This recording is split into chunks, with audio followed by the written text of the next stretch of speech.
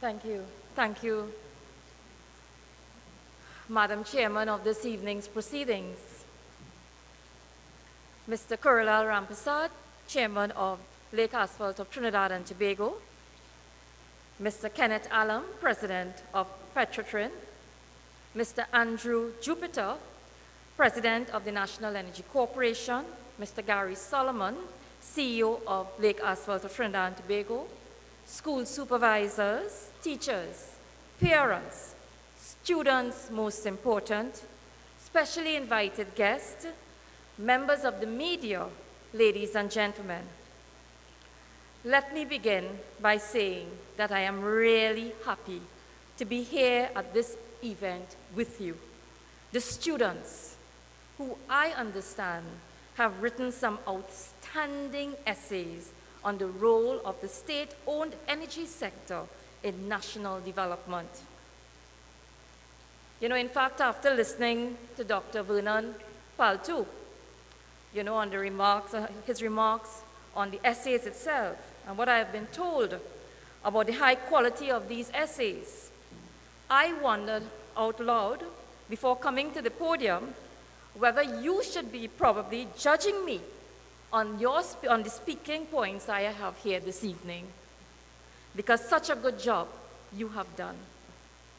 Seriously though, I must compliment all of the students who have participated in this essay competition. I want to personally tell you that the understanding of the energy sector you have displayed and the forthrightness and honesty that pervaded your contributions deserve the highest commendation. You should give yourselves a round of applause. Today, we are here to celebrate those contributions with the presentation of awards and prizes for the National Schools Essay Competition organized by the Energy Sector Corporate Social Responsibility Task Force.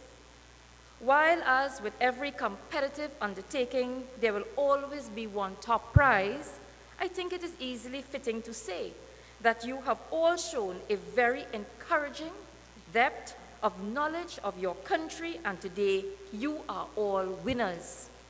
Ladies and gentlemen, in fact, I would like to specially address the students. So I should say young men and women. This presentation ceremony comes almost a year after the Government of the People's Partnership was elected to serve the people of Trinidad and Tobago. As you will know, and as you demonstrated in your essays, it has been a year in which government took on a myriad of challenges that confronted us. We moved forward with the determination to find solutions that were practical, sustainable, and in the best interest of the people of Trinidad and Tobago, and more so in your best interests. During that time, we were able to revive what we call the upstream sector to a point where only yesterday the governor of the central bank forecasted an increase in exploration activities for the rest of the year. The central bank governor said it will provide a boost not just to the economy, but more importantly, provide a much-needed boost to the energy services sector. And as you will know, the upstream sector is where the actual exploration takes place, where we go into the ground or land or in the sea to find the oil, and more recently the gas, that we have been producing for over a century. The energy services sector is where all of these activities that support exploration takes place, such as the seismic activity, the management risks, specialized skills, transport, power generation, and maintenance. So being an energy-driven and gas-based economy, no exploration meant that the future of our economy and our nation would have been at a serious risk. Because no exploration would mean that we were not going out there to find more oil and gas that would continue to sustain us. This is one of the most daunting challenges we faced on taking office. This is why one of the critical areas we applied a great amount of effort was in halting the decline in the upstream sector and getting the strong exploration program going again. We were able to do this through a number of ways. 3 of them I should note. 1, by facilitating a collaborative approach with the sharing of the Gorilla 2 rig between Bayfield, NICO Resources, Sugal, and Centrica.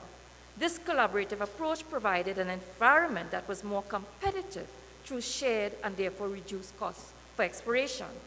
2, by successfully delivering new activity in our shallow marine areas by signing off 4 production contracts in April of this year.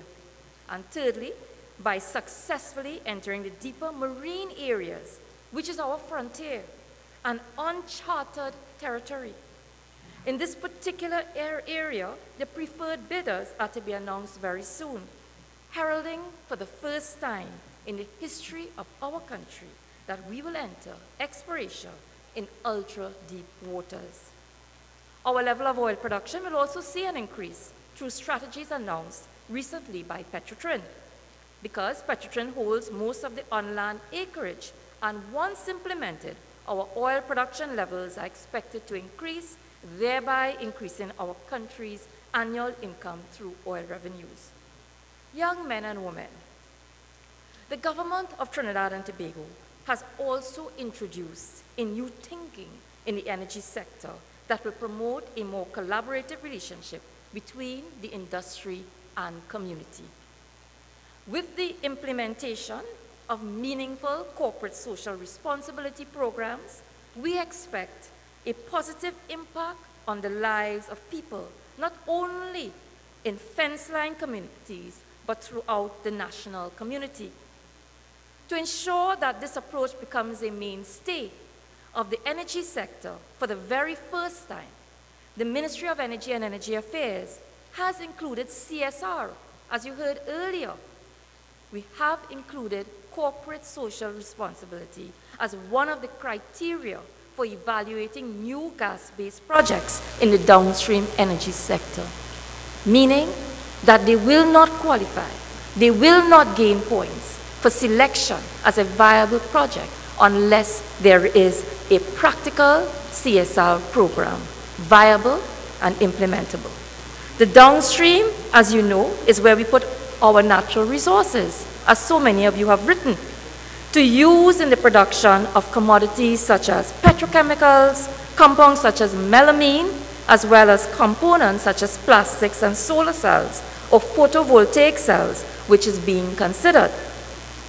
The impact of industrial expansion on how our communities grow and develop must be determined at the project evaluation stage, and measures must be adopted to minimize or eliminate all negative effects. More importantly, programs must also be implemented to ensure that there are mutual benefits for companies and persons residing in close proximity to these projects. The government believes that companies coming into communities to develop energy and energy-related projects must have a solid plan to move forward, not at the expense of the community, but in unison with the community. Companies must have a plan to communicate, cooperate, and partner with communities to ensure that development is not purely on the basis of revenue and profits, but also on the basis of preserving and promoting community development. I therefore wish to congratulate the National Gas Company, the National Energy Corporation, Petrotrin, Lake Asphalt for coming together to promote meaningful community development in the areas in which they now operate. I also want to urge you, as young, bright, and ambitious citizens of tomorrow, to remain alert as to the tremendous resources available to you. These resources can be used to face some of the most serious challenges confronting our society.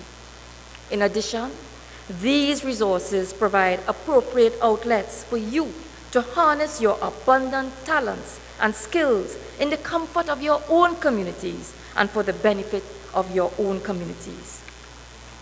To the companies, I would want to reiterate that in pursuing your CSR objectives, there must be focus on sustainability and the strengthening of community-based organizations.